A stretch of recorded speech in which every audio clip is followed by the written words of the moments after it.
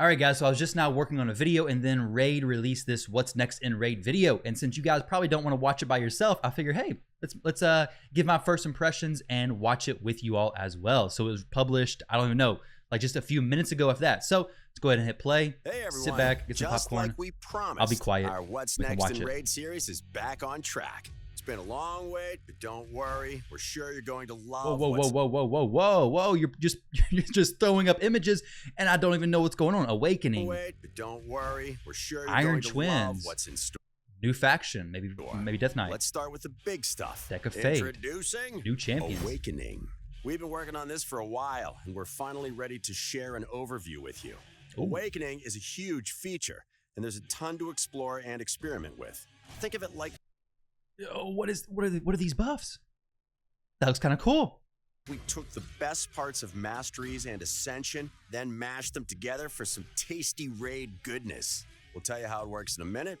That's a lot of new buffs. That was another. We'll keep going. First, let me tell you why you should care. Awakening your champions lets them align to a divinity of your choosing to get blessings that will help them in battle.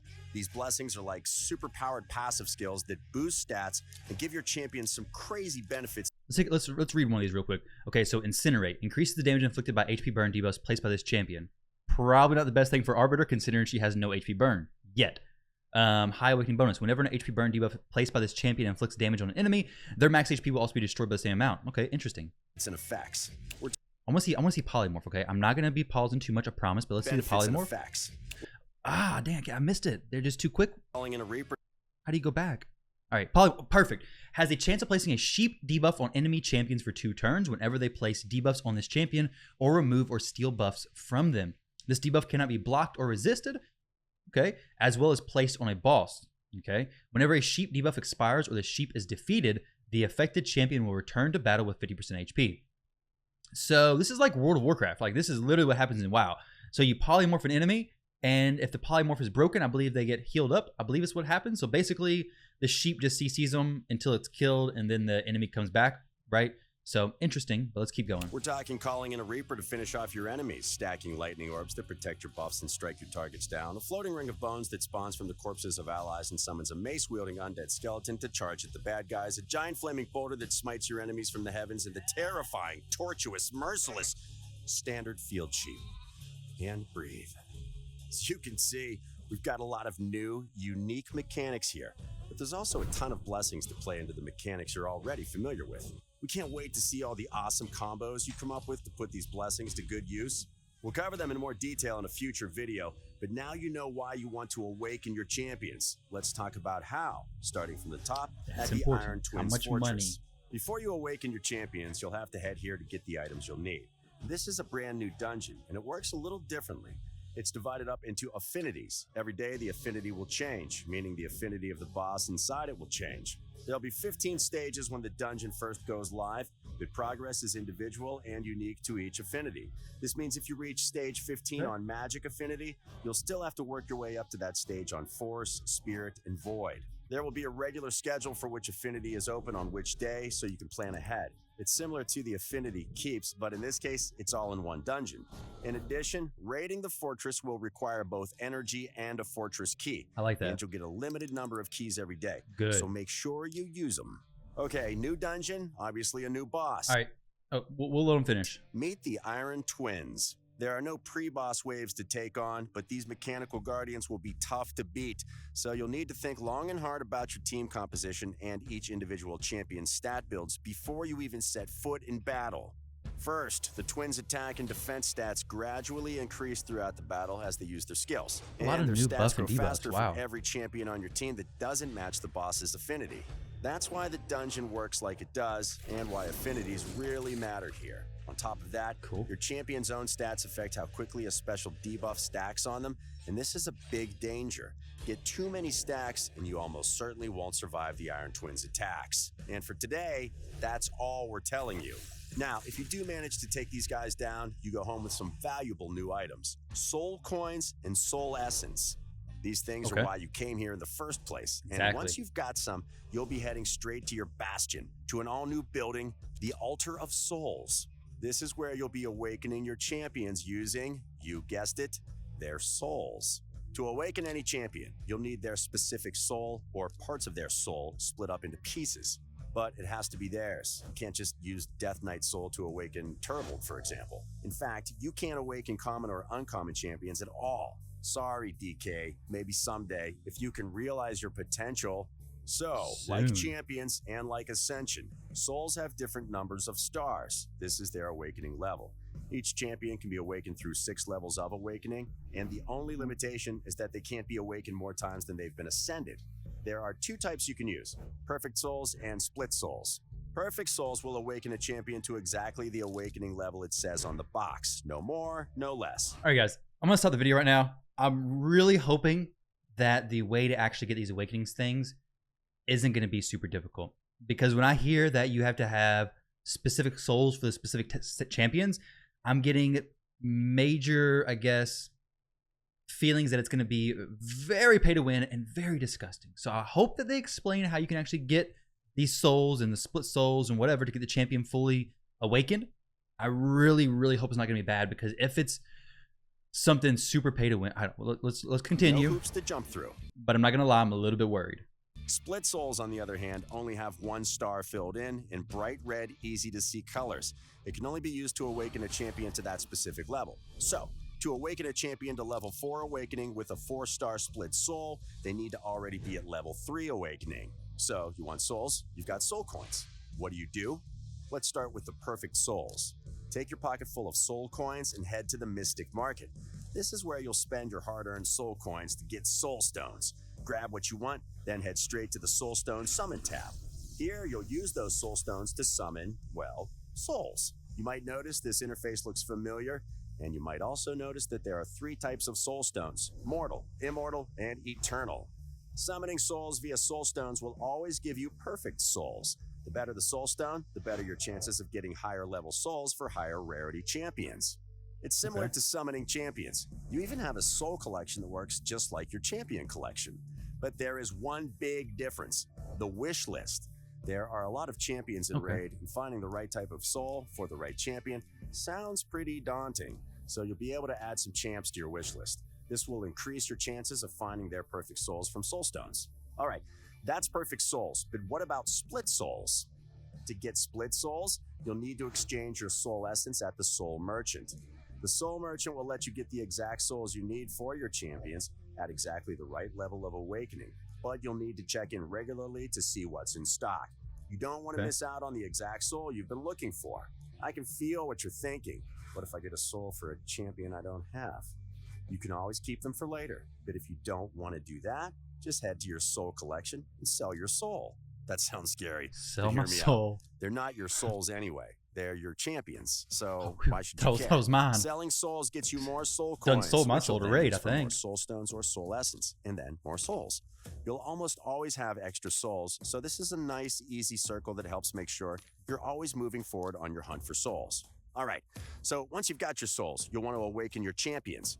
Head to the Awaken tab, select your champion, choose your souls, and boom, awakened. Now it's time for the big payoff: blessings. Once awakened, every champion can choose to align to one of several divinities: light, dark, war, and chaos for now. Each divinity has their own blessings. Blessings are limited by a champion's rarity. So rare champions can only receive rare blessings. Epics can have either rare or epic blessings, and legendary champions can choose any blessing they want. Each champion can only choose a single blessing, so picking the right blessing for your usage is key. There are 6 levels of blessings, but we made it easy. You don't have to upgrade them individually. They're all simply tied to your champion's level of awakening. Awaken a champion 6 times, and they'll have access to the level 6 benefits of any blessing they choose. And that's awakening in a nutshell. Told you, it's big, but that's not everything. We're also bringing out a new type of event. All right, I want to go over, I don't want to make this video super long compared to theirs, but I do want to see this stuff, okay? So the first thing, I hope you're not able to purchase the soul stones with actual money or purchase the coins. If it's like Faction Wars, and I really like how they've done Faction Wars, where you get a certain amount of keys, you can't get more, and you just got to use those every day. I do like that. Hope we can run this dungeon pretty quickly, because a big thing is in Raid is already the amount of time that it takes. Maybe even sweep the dungeon. That actually would be great. Please, Super Raids, be in there, because I can already tell if you have your, 6 keys already, and you got to run through them all. It's going to take a long time to do this every day. But let's look at this stage 6 of Ascension. Okay, so first things first, I think this so far is going to be absolutely amazing. Okay, so let's assume there's not going to be any heavy pay to win aspects to this. And so far, I don't think they're going to sell anything, but I really have no clue. So all this is with the assumption that there's no pay to win involved. This seems amazing. Okay, I really like the idea that you can come in here, you can align to one of these factions. Basically, I'm getting the idea of like kind of like masteries and things. Well, I guess skill trees in like games like World of Warcraft, where your, I guess, blessings and path that you choose can make your champion perform significantly differently. And I really like that, especially for the, I guess, year of PvP. If you go into arena and you're maybe, say your Rhodos has the polymorph ability, maybe it's not the most meta thing to do, but people are building against the lightning cage. Well, now your Rhodos is polymorphing people because he's a mage in disguise, and people were building for lightning cage. Whatever it may be, I do think it's going to bring a lot of creativity. I think it's going to bring a lot of new content to the game. I do think this has a potential, literally just watching it for the very first thing, obviously, of being pretty awesome. Now, I do want to see the bottom tier of this. Okay, so I'm going to press play, muted in the background, but I do want to see like the blessings at the bottom. What is the difference on like stage 1 versus stage 6? So hopefully they scroll down here again. Let me see if it happens now. If not, I'll probably have to just skip to whenever they do. Okay, here we go. Stage 6 right there. Okay, so stage 2 was attack plus 500, which seems like quite a bit of extra attack. Wow. Bonus damage inflicted by each lightning orb stack is equivalent to 2% of an enemy max HP. Okay, interesting. 3, gain 1 lightning orb stack whenever an enemy reaches it. Which, granted, this could all be very different when it actually comes to live servers. I just want to see how significant it is towards the bottom.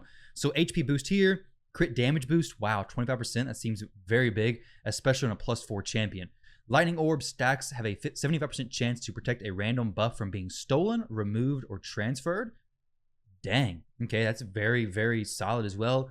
Bonus damage inflicted by each lightning orb stack is equivalent to 5% of an enemy's max HP, or 2.5% of boss's max HP, and speed plus 10. So, obviously, you're going to run into the issue of players who have been playing for a long time, and they're able to jump into this initially. I mean, depends on how fast you can get a champion to max ascension. If it doesn't take a crazy amount of time, there's only going to be a few meta champions who you're really worried about getting max awakened. But if it takes a long time, then players newer to the game, it's going to be a very daunting grind to get to stage 6 of Awaken. I don't want to, I guess, speculate and theorycraft too much into it right now, but so far this seems pretty significant. I hope it's balanced. That's the biggest thing I'm worried about, is it not being balanced. But I think it could be super fun. And if it's managed correctly, I don't really see anything wrong with it. Event for special occasions. Deck of Fate events.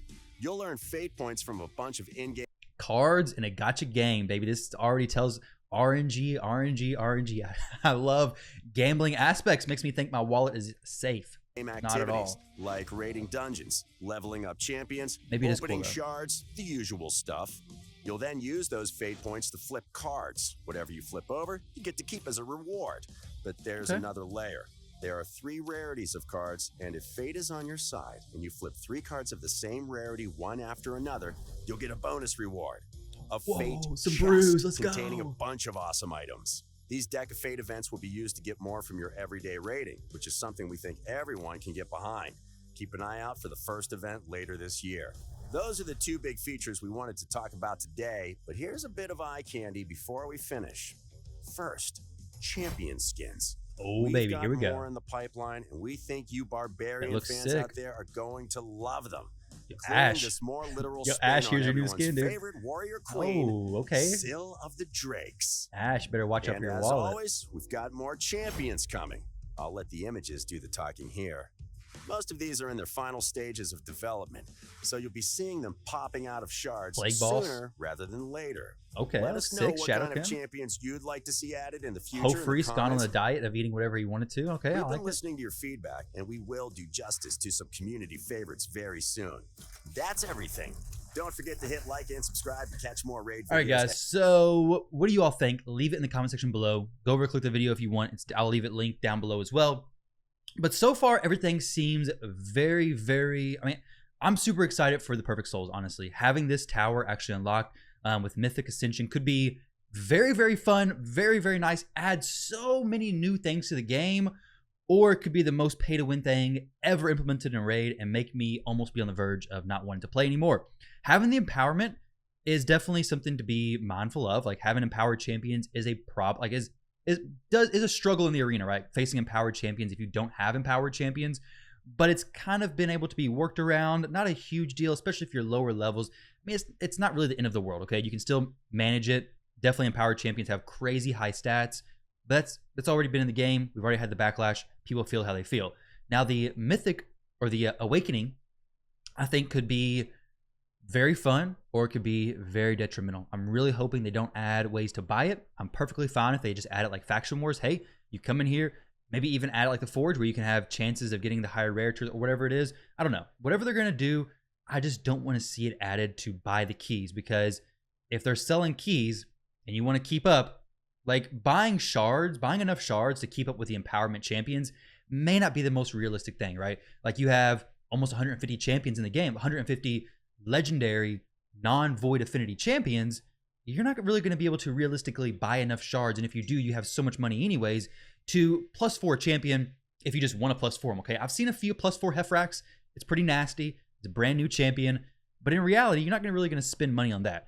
But if they start offering keys for the new dungeon, right here, they offer keys for that. It's like $20 for 10 keys where, well, to be competitive, it almost would seem as if you would have to buy those keys, right? Like it's not something you could just slack on. Same thing with like Doom Tower. If they sell silver keys, people will probably buy them. They never have, thankfully. Well, they have, but they quickly took that off. So selling silver keys, farming these bosses, I'm glad they haven't done that. Faction Wars, I'm glad they haven't sold keys. So I'm really hoping with this new area, they don't sell stuff. If they don't sell stuff, I think it's cool. I don't even mind the RNG aspect of the game because, hey, you could come in here, you could get super lucky and get I think you could do this, maybe get a fully awakened, your favorite champion. One of the first few times it's going to be high levels of RNG, but it could happen. That could be awesome. That could be fun for some players.